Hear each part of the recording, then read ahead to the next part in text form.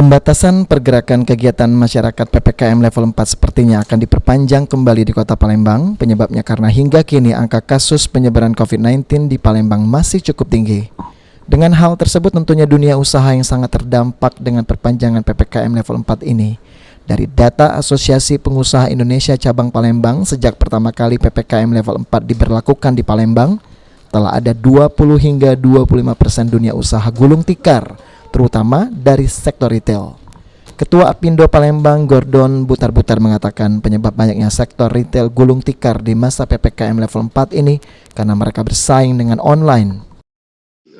Retail memang retail, artinya banyak berdampaknya, jadi mungkin juga bersaing dengan online gitu ya, karena memang tidak bisa ke mall sehingga orang berbelanjanya via online. Nah, jadi yang khususnya retail itu memang banyak berdampak ini, banyak gulung tikar.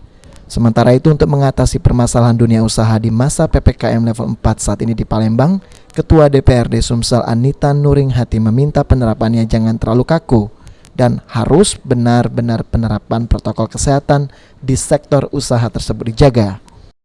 Pembatasannya ya jangan terlalu kaku.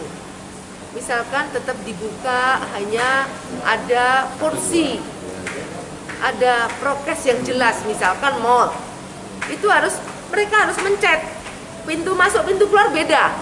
Pintu masuk cet, pintu keluar kalau dia keluar cet.